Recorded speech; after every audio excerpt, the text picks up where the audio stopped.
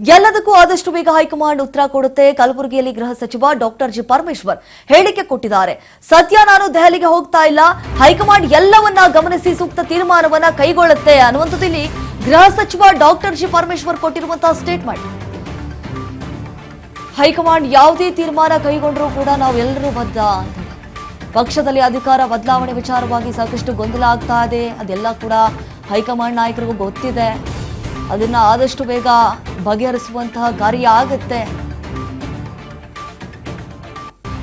ಕಲಬುರಗಿಯಲ್ಲಿ ಗೃಹ ಸಚಿವ ಡಾಕ್ಟರ್ ಜಿ ಪರಮೇಶ್ವರ್ ಹೇಳಿಕೆ ಕೊಟ್ಟಿದ್ದಾರೆ.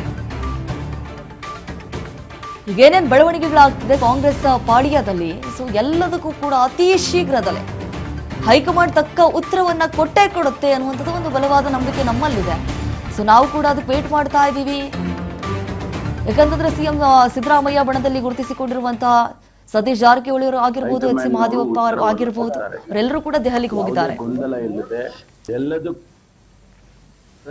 ಶೀಘ್ರವಾಗಿ ನಮ್ಮ ಹೈಕಮಾಂಡ್ನವರು ಉತ್ತರವನ್ನು ಕೊಡ್ತಾರೆ. ಯಾವುದೇ ಗೊಂದಲ ಇಲ್ಲದೆ ರಾಜ್ಯದ ಜನತೆಗೆ ನಾವೇನ್ ಮಾತು ಕೊಟ್ಟಿದ್ದೇವೆ 23ರಲ್ಲಿ, ಅದರ ಪ್ರಕಾರ ಸರ್ಕಾರ ಅವರ ಜನರ ಸೇವೆಯನ್ನ ಮಾಡೋದಕ್ಕೆ ಕಾರ್ಯಕ್ರಮಗಳನ್ನು ಕೊಟ್ಟಿದ್ದೇವೆ. ಅವೆಲ್ಲವನ್ನು ಕೂಡ ಅನುಷ್ಠಾನ ಮಾಡ್ತೇವೆ. ಅದೇ ಹೇಳಿದ್ನಲ್ಲ, ಹೈಕಮಾಂಡ್ನವರು ತೀರ್ಮಾನ ಮಾಡಿದ್ರೆ ಆ ತೀರ್ಮಾನ ನಾವೆಲ್ಲ ಒಪ್ಕೊಳ್ತೀವಲ್ಲ.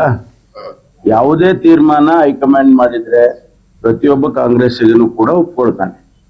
ಕಳೆದ 8 ತಿಂಗಳಿಂದ ಗೊಂದಲ ನಡೀತಾ ಇದೆ. ಒಂದು ಗೊಂದಲ ಏನಿಲ್ಲ. ಸಾರ್ವಜನಿಕವಾಗಿ ಅವರು ಅಲ್ಲಿ ಒಬ್ರು ಇಲ್ಲಿ ಒಬ್ರು ಅಭಿಮಾನಿಗಳು ಮಾತಾಡ್ತಾರೆ, ಅವರ ಸ್ಟೇಟ್ಮೆಂಟ್ಗಳು ಕೊಡ್ತಾರೆ, ಬಿಟ್ರೆ ಗೊಂದಲ ಏನಿಲ್ಲ. ಸರ್ಕಾರ ನಡೀತಾ ಇಲ್ವಾ? ಆಡಳಿತ ನಡೀತಾ ಇಲ್ವಾ?